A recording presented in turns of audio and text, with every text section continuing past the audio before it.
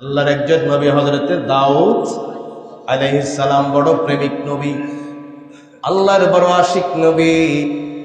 কণ্ঠে এত সুন্দর ছিলেন, যখন হযরতে দাউদ আলাইহিস সালাম জাবুর কিতাবটা তিলাওয়াত করতেন, সাগরের মাছগুলো তেলাওয়াত শুনবার জন্য নদীর ধারে চলে আসতো।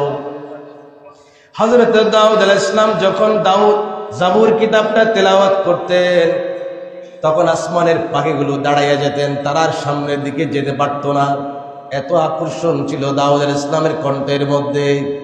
কিয়ামতের ময়দানে যে মাহফিল শুরু হবে, সেই মাহফিলের প্রারম্ভে যিনি তেলাওয়াত করবেন তার নাম হযরতে দাউদ আলাইহিস সালাম। আমার নবীজির কণ্ঠ মোবারক যারা দেখেছিলেন তাদের কণ্ঠ সুন্দর। নবীজির কণ্ঠ কোথায়? রূহের জগতে। যখন আল্লাহ রাব্বুল আলামিন আমার নবীর নূর মোবারককে 14,000 বছর সাজাইয়ে রেখেছিলেন আয়নার ভিতরে, সেখানে যারা নবীজির কণ্ঠ মোবারকটা দেখেছিলেন তারা হয়ে গেছে বক্তা, তারা হয়ে গেছে সুন্দর কণ্ঠের অধিকারী। সুবহানাল্লাহ। যারা আমার নবীর সিনা মোবারক দেখেছিলেন তারা হয়ে গেছিলেন আলেম, তারা হয়ে গেছে কি? আমার আল্লাহ রাব্বুল আলামিনের কাছে হযরত দাউদ প্রশ্ন রাখলেন,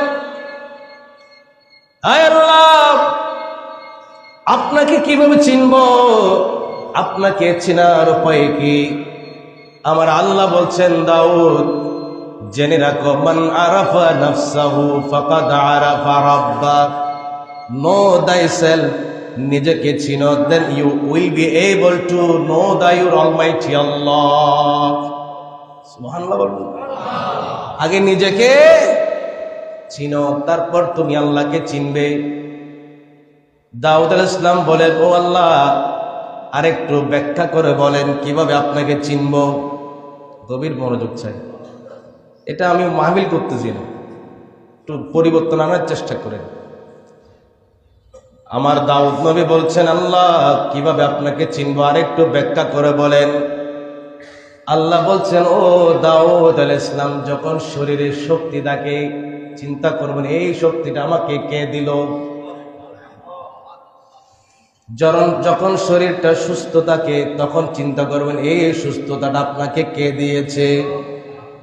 যখন শরীর ক্লান্ত হয়ে যায় তখন আপনি চিন্তা করবেন এই ক্লান্তিটাও কে দিয়েছে।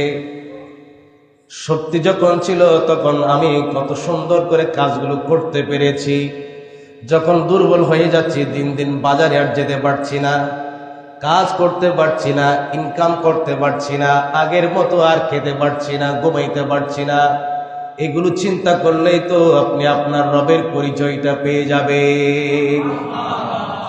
আমার আল্লাহ দাউদ নবী আলাইহিস সালামকে আরো বললেন, ও দাউদ আলাইহিস সালাম, যখন আপনার যৌবনকাল ছিল, শরীরের অবয়ব একটা কম ছিল, আপনার দাড়িগুলো কালো ছিল, দিন যত যায় আপনার দাড়িগুলো সাদা হয়ে যায়, শরীরের চামড়াগুলো কুঁচকে যায়। কে করে এগুলো? আপনার শরীরের মধ্যে পরিবর্তনটা কে এনে দেয়? আজকে নাস্তিক যারা, তারা বলে আল্লাহ বলতে কেউ নাই। জোরে বলেন নাউজুবিল্লাহ। তুমি মায়ের পেটে ছিলা, তোমাকে দুনিয়াতে কে এনেছেন? মায়ের পেটে আসার আগে তুমি কোথায় ছিলা? একটু চিন্তা করলেই তো রবের পরিচয়, ঠিক কিনা? আল্লাহ বলছেন, বান্দা নিজের দিকে একটু তাকাইয়া দেখো, তাহলে তুমি আমার পরিচয়টা ভালোভাবে পেয়ে যাবে। আর বেশি দরকার হয়।